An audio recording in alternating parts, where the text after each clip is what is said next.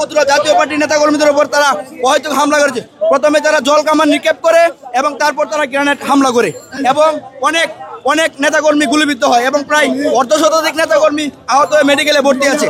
প্রথমে আমাদেরকে তো তারা এই কর্মী সমাবেশ করার অনুমোদন দিয়েছিলেন এই সরকার, কিন্তু কর্মী সমাবেশ অনুমোদন দেওয়ার পরেও কেন এই ইউনূস সরকারের প্রশাসন পুলিশ বাহিনী আমাদের উপর আহত করলো? আমাদের নেতাকর্মীরা আহত হয়েছে, আমাদের কয়েকজন সাউন্ড গ্রেনেডের আওয়াজে উনাকে লাঠিচার্জ করা হয়েছে এবং এই যখন উনার উপর বাড়ি দিয়ে আক্রমণ করতে চাই উনি এখানে মঞ্চর পাশের টেবিলে পড়ে যাওয়ার পরেও উনাকে কোমরে বাড়ি দেওয়া হয়েছে এবং টেবিলের আঁচড়ে উনি আহত হয়েছে। এইভাবে অনেক নেতাকর্মীকে এই ইউনূস বাহিনীর প্রশাসন আহত করেছে, অনেকজন মেডিকেলে ভর্তি আছে। যখন পদ্মা সেতু, মেট্রো রেল এবং এলিভেটেড এক্সপ্রেসওয়ে নির্মাণের গর্বিত অংশীদার বসুন্ধরা সিমেন্ট।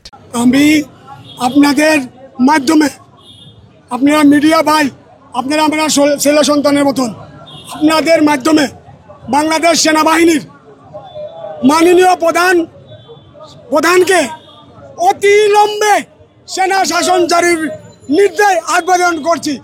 এই প্রশাসন দিয়ে বাংলাদেশ শান্তি আসবে না। যদি বাংলাদেশে সেনা শাসন জারি না হয় তাহলে এই ইউনূস সরকার এই দেশে থাকতে আমরা দিব না। কেন আমাদের উপর তারা এভাবে আক্রমণ করেছে?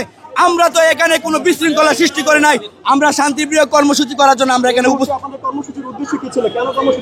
আমাদের একটি কর্মী সমাবেশ, আমাদের কর্মীদেরকে নিয়ে কিভাবে আমাদের কর্মী সমাবেশে ডাক দেয় আমাদের মাননীয় চেয়ারম্যান, উপদেষ্টা চেয়ারম্যান, এবং এই কর্মী সমাবেশের লক্ষ্য ছিল আমাদের হাজার হাজার নেতাকর্মী জেলখানায় বন্দী আছে, সেই জেলখানা বন্দী নেতাকর্মীদের ছাড়ানোর এবং আমাদের মাননীয় চেয়ারম্যান JM কাদেরের মিথ্যা মামলা প্রত্যাহার সহ জাতীয় পার্টি সারা বাংলাদেশের নেতাকর্মীদের মামলা তুলে নেওয়ার দাবি ছিল এই কর্মী সমাবেশে। কিন্তু আমাদের অনুমোদন দিয়েছিল এই সরকার, কিন্তু এই সরকার অনুমোদন দেওয়ার পরেও এই সরকারের ইন্ধনে কিন্তু আজকে এই পুলিশ প্রশাসন আমাদের উপর হামলা করেছে।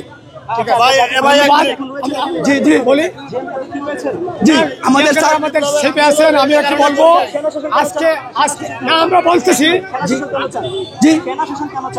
আজকে যদি এখানে সেনা শাসন থাকতো তাহলে আজকে এরকম আমাদের কর্মী সমাবেশ নস্যাৎ করার সাহস পেত না এই পুলিশ প্রশাসন, এবং আজকে যদি সেনা শাসন থাকতো তাহলে বাংলাদেশের মানুষ হাহাকার করতো না। বাংলাদেশের সাধারণ নাগরিক আজকে তারাও কিন্তু সেনা শাসন কেন চাচ্ছে? বাংলাদেশের সাধারণ নাগরিক এই সরকারের কাছে নিরাপদ না। আমি জুলাই যুদ্ধে 11টা মামলা করেছিলাম, আবু সাইদের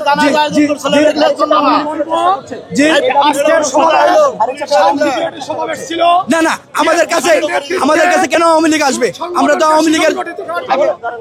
আওয়ামী লীগের জন্য কাজ করছি না, আমরা দেশের সাধারণ জনগণের জন্য কাজ করছি। 68,000 গ্রামের মানুষের জন্য জাতীয় পার্টি কাজ করছে, আমরা আওয়ামী লীগের জন্য কেন কাজ করব? দেখাতে পারবেন আমরা আওয়ামী লীগের জন্য কাজ করেছি। এই 5 আগস্টের পরে আমরা যা বলেছি, যা কার্যক্রম করেছি সব তো আমরা বাংলাদেশের জনগণের জন্য করেছি। আমরা বাংলাদেশের জনগণ ছাড়া অন্য কারোর জন্য কাজ করি নাই। আমাদের প্রধান লক্ষ্য উদ্দেশ্য হচ্ছে যাতে জনগণ কিভাবে শান্তিপ্রিয় থাকে, জনগণের মনে কিভাবে স্বস্তি আসে, সেই লক্ষ্যে আমরা কাজ করেছি।